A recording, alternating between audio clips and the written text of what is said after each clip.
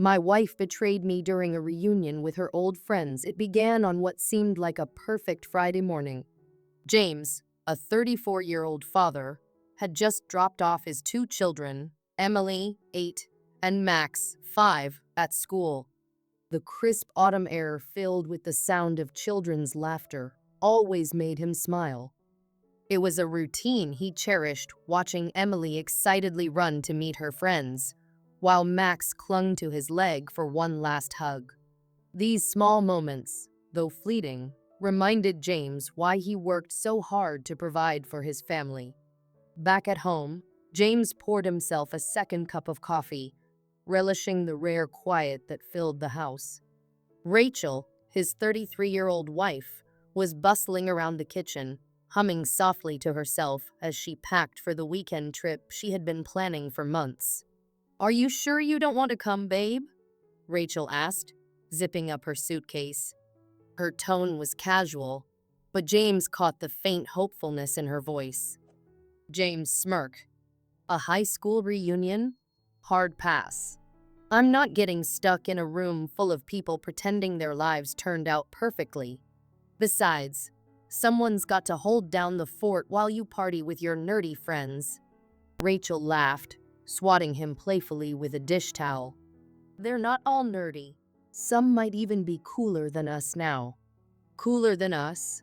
Not possible," James said with mock indignation. "We've got a minivan, 2 kids, and a mortgage. We're peak coolness." She rolled her eyes but couldn't hide her grin. "All right, Mr. Cool. Just don't burn the house down while I'm gone." Pulling her into a hug, James kissed her forehead. "Don't worry. Go have fun. And text me if you need rescuing from awkward conversations." Rachel lingered in his embrace for a moment before stepping back. "I will," she promised, kissing him on the cheek. "Love you." "Love you too," he called as she walked out the door, suitcase in hand. As the sound of her car faded, James stood by the window, watching her drive off. The house felt emptier already. He sighed, turning to his coffee, mentally planning a weekend filled with cartoons, pizza, and late-night giggles with Emily and Max. Little did he know, this seemingly perfect morning would be the last of its kind. By Sunday, everything would change. A quiet weekend, the weekend started smoothly. James stuck to the usual routine, taking the kids to the park, indulging them with pizza for dinner, and reading bedtime stories before tucking them in. It was their typical bonding time, moments James cherished while Rachel was away. She'd gone to her high school reunion, something she'd been excited about for weeks. Throughout Saturday, Rachel kept James updated, sending cheerful texts about who she'd run into and sharing funny anecdotes from the event. "Everything okay?" James texted her Saturday night when her updates stopped for a few hours. "Yeah, sorry. Just busy catching up." "Miss you and the kids," she replied. James smiled at the message and shrugged it off. Reunions could be overwhelming, and Rachel was probably just caught up in the nostalgia and excitement. Still, a small part of him felt unsettled, though he couldn't quite put his finger on why. By Sunday afternoon, James was tidying up after lunch. The kids were playing in the living room when he heard the sound of Rachel's car pulling into the driveway. He smiled, expecting her to come in full of energy, eager to recount stories about old friends and shared memories. But when she walked in, her demeanor was off. She wore a forced smile, her movements stiff, and an air of tension seemed to cling to her. "How was it?" James asked, setting down a dish and turning to face her. "It was good. Just exhausting," Rachel replied, avoiding his gaze as she placed her bag on the counter. James chuckled, trying to lighten the mood. "Reunions will do that to you. Did anyone ask about me?" She hesitated, her pause stretching a little too long. "Yeah, a few people. I told them you were busy being your usual hilarious self with the kids." Her tone lacked its usual warmth. James raised an eyebrow, studying her for a moment. "You okay?" he asked, his voice gentle but probing. Rachel nodded quickly, almost too quickly. "Yeah, just tired. I think I'll take a shower and lie down for a bit." James watched her disappear down the hallway. Something about her behavior gnawed at him. He told himself it was nothing, just post-reunion fatigue. But deep down, he couldn't shake the feeling that there was more to her silence than she was letting on. Suspicion grows over the following weeks. Rachel's behavior shifted in ways James couldn't ignore. She was constantly on her phone, her expression tightening whenever he happened to glance at her screen. The laughter they used to share felt distant, replaced by silence punctuated by the soft tap of her fingers on the screen. On several occasions, she'd leave the room to take calls, offering vague excuses about work when she returned. "Everything okay?" James asked one evening, trying to keep his tone light as she sat on the couch scrolling through her messages. "Yeah, just a lot going on at the office," she muttered, her eyes not leaving the screen. Her answer felt hollow, and the wall she was building around herself seemed to grow taller by the day. The late-night calls soon became routine. James would wake to the faint hum of her voice coming from the living room. She always spoke in hushed tones, her words too muffled for him to make out. When he confronted her about it, she waved it off as work stress, claiming deadlines were piling up. "It's just how it is right now," she said with a tight smile, planting a quick kiss on his cheek before slipping away again. But the pieces didn't add up. Rachel hadn't mentioned any major projects at work recently, and her demeanor was far from the confident, open woman he'd known. Something was different. Off. The way she avoided his gaze, the way her phone seemed to demand all her attention, it wasn't normal. James tried to brush off the unease gnawing at his chest, convincing himself he was overthinking. But then, there were the moments he couldn't ignore. Like the time her phone buzzed during dinner, and she grabbed it so quickly it tipped over her glass of wine. Or the day he caught her with tears in her eyes after ending a call, though she claimed it was just a stressful client. The knot of doubt tightened. He hated the suspicion growing in his heart, but her actions didn't leave room for trust. Rachel wasn't acting like herself, and James couldn't shake the feeling that whatever she was hiding might change everything. He just didn't know if he was ready to find out what it was. A surprise visit, James took a deep breath, trying to steady himself, but his mind raced with questions. The tension in the room was suffocating. Rachel fidgeted nervously, wringing her hands, while Matt stood frozen like a deer in headlights. "I'm waiting, Rachel," James said, his voice sharper now. "Explain.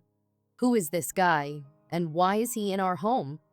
Rachel hesitated, glancing at Matt as if seeking help, but he offered none. Finally, she spoke. "Matt is a colleague. We were discussing work." James raised an eyebrow, his skepticism evident.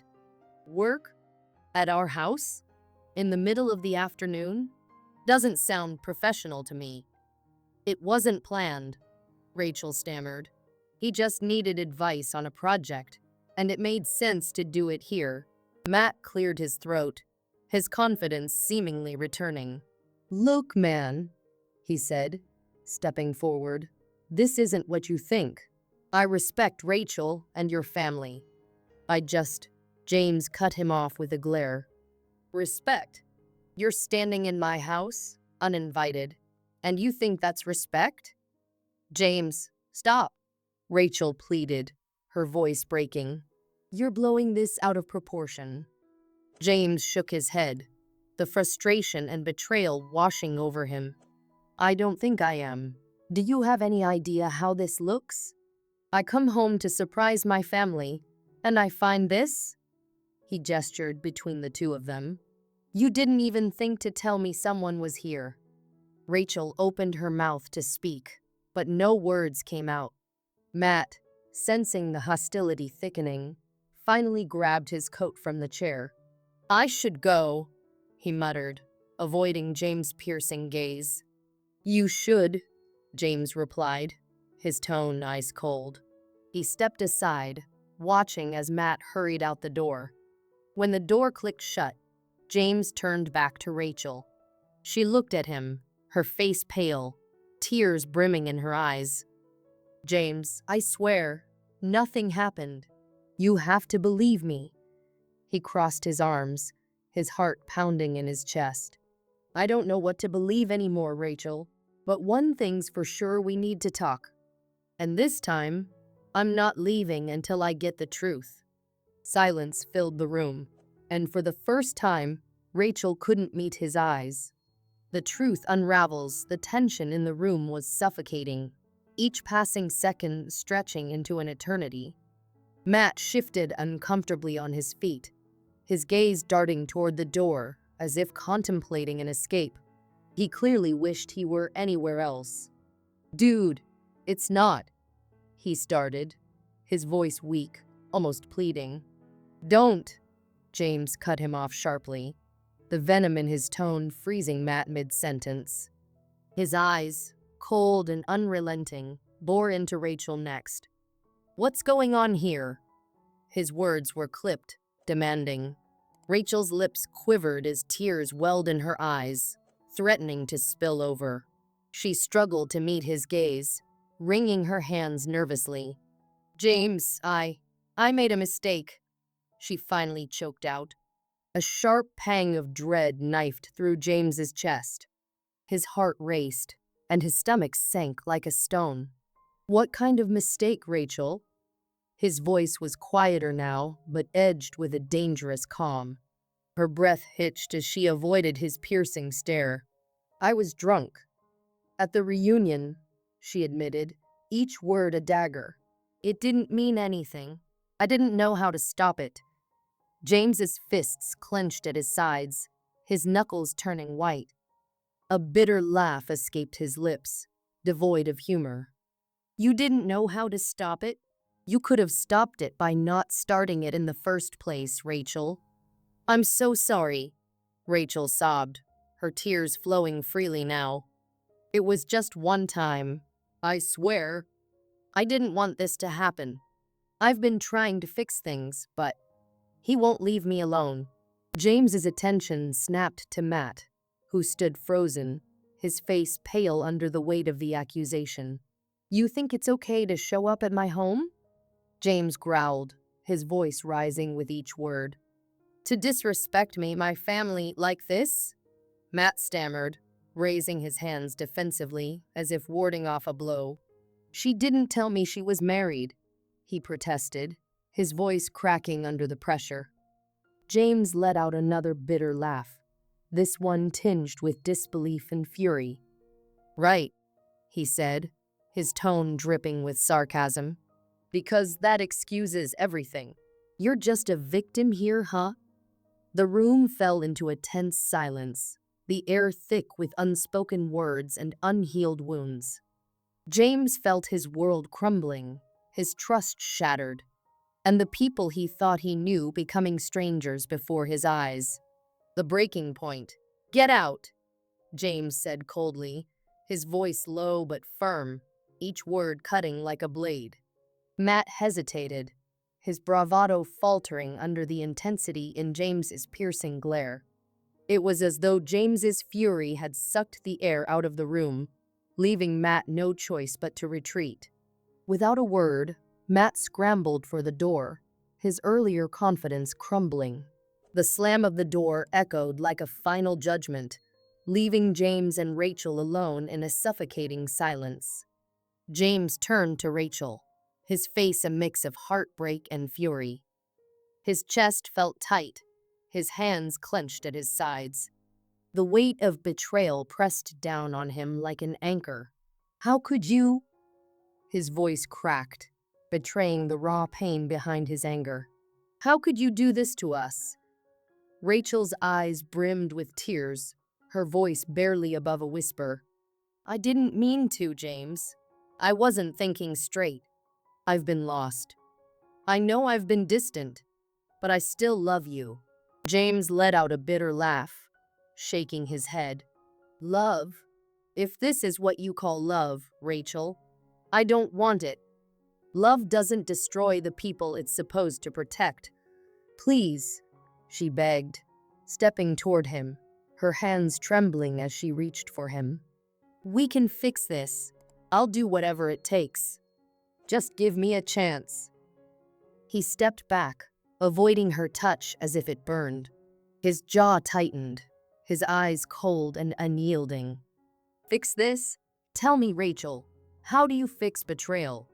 How do you undo the damage you've done to us, to our family?" Her sobs grew louder, echoing in the room that now felt too large, too empty. Rachel fell onto the couch, burying her face in her hands, her tears soaking through her fingers. She wanted to scream, to beg, to undo everything. But James's expression made it clear there was no going back. James turned away, his voice flat and emotionless. "I'm filing for divorce. I'll come back for my things tomorrow." He walked toward the door, his steps heavy with finality. He didn't look back, he couldn't. The pain was too much, and he feared that if he saw her one more time, he might falter. The door clicked shut behind him, leaving Rachel alone in a house that now felt like a hollow shell of the home they once shared. The fallout in the days that followed, James struggled to process what had happened. Every moment felt heavy, as if the weight of the betrayal was dragging him under. He couldn't escape the image of Rachel, his wife, with Matt, the man who had been his friend for years. How could she do this to him? His mind raced, torn between anger, heartbreak, and disbelief. There were moments when it felt like everything in his life had been a lie. James leaned heavily on his close friends for support. Eric, his best friend since college, was always there to listen. They spent hours together, talking through the pain. During one of their long conversations, Eric looked him dead in the eye and said, "Man, you deserve better. She made her choice. Now you need to make yours." Those words hit hard. James knew Eric was right. Rachel had made a decision, one that shattered everything they had built together. But the idea of moving on, of closing the door on their years together, felt impossible. He loved Rachel, or at least the version of her he thought he knew. The woman who had shared his dreams and fears. The woman he had trusted completely. The woman he thought he could spend his life with. But now, trust seemed like a distant memory. Once it was broken, it was nearly impossible to rebuild. Despite the distance between them, Rachel wasn't ready to let go. She bombarded him with messages and phone calls, begging for another chance. She promised to go to therapy, to change, to do whatever it took to repair their marriage. She swore she had made a terrible mistake, but James couldn't shake the image of her standing in their living room with Matt, the betrayal etched into his memory like a permanent scar. Every time he closed his eyes, he saw it, their whispered conversation, their closeness, and the way Rachel had looked at him like she didn't even know him anymore. He wanted to believe her. He wanted to forgive her. But the trust that had once been the foundation of their relationship had been shattered beyond repair. He was torn, caught between the love he still had for her and the hurt that was so deep it felt impossible to move past. He didn't know what the future held. All he knew was that it wasn't going to be easy to make the choice that lay ahead. Moving forward, James sat alone in the quiet of his living room, the weight of the past heavy on his shoulders. The betrayal of his ex-wife still stung, but the anger had begun to fade, replaced by a quiet determination. He knew the road ahead would be challenging, but for the first time in a long time, he felt a sense of clarity. He wasn't just rebuilding his life for himself. He was doing it for Emily and Max. His children had become his source of strength, his reason to keep moving forward, even on the toughest days. Emily, at 5, still had the innocent gaze of a child who hadn't yet learned the full weight of the world's complications. She would often run to him after a long day at work, her arms wide, eager for a hug. Max, still a toddler, would babble and laugh as he played in the living room, filling their home with joy despite the circumstances. They didn't fully understand why their mother wasn't around anymore, but their unconditional love and trust in him gave James the purpose he needed. There were days when the loneliness crept in, when the house felt emptier than it should. He missed the idea of family, the hope he had once had for a future filled with love and stability. But as the weeks turned into months, he realized that his family wasn't gone. It had simply changed shape. His children were the center of his world now, and he would fight for their happiness, no matter the cost. James threw himself into fatherhood with everything he had. He attended every parent-teacher meeting, helped with homework, and made sure the nights were filled with bedtime stories and laughter. Even when work was exhausting and his own doubts crept in, he found solace in their presence. Each moment with them, whether it was quiet or chaotic, became a reminder that he was capable of building something real and lasting. The future still seemed uncertain, but James knew one thing for sure. He deserved more than the pain of betrayal. He deserved peace, trust, and the chance to build a life that was grounded in love, a life he could share with Emily and Max. And with each passing day, he was getting closer to that life. Reflection, the story resonated deeply with readers, sparking a wave of support for James. Many praised his composure in handling such a devastating situation, admiring the strength it took to not let anger consume him. People marveled at his ability to maintain his dignity while navigating such a heartbreaking betrayal. Yet, while some applauded his calm and rational response, others were more focused on the complexities of forgiveness and second chances. Was it possible for someone who had caused so much pain to truly change? Or was the damage irreversible? These were questions that lingered in the minds of many, adding layers of depth to the conversations surrounding James's story. Some readers argued that James had done the right thing by leaving, pointing out that no one should ever have to stay in a relationship where trust had been shattered. Self-respect is everything, they said. If they truly loved him, they wouldn't have hurt him in the first place. For others, the idea of forgiveness seemed more appealing. People make mistakes, they reasoned.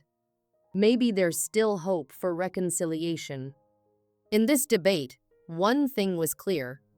Everyone saw James's situation through their own lens of personal experience, which made the story even more poignant. Despite the swirling opinions, James's decision to walk away was, in the end, a testament to his self-respect. It was a painful but necessary step toward reclaiming his happiness. He realized that healing could not come from clinging to something that had broken beyond repair. Choosing to leave was not an act of bitterness, but rather a courageous step towards his future, a future where he could find peace and perhaps, one day, love again. The support he received was overwhelming, not just from friends and family, but from strangers who recognized the difficult path he had chosen. Many reached out with messages of encouragement, reminding him that he was not alone. Though the journey ahead was uncertain, James had made a decision for himself, and in that moment, he became the hero of his own story. Thanks for watching, everyone. If you enjoyed this story and want to hear more, make sure to hit that like button. It really helps out the channel. And if you haven't already, don't forget to subscribe and turn on the bell notifications so you never miss a new video. Also, feel free to share this with anyone who might relate to the story or just enjoy a good tale of love, betrayal, and second chances. Your support means the world to me, and I appreciate every one of you. Catch you in the next one.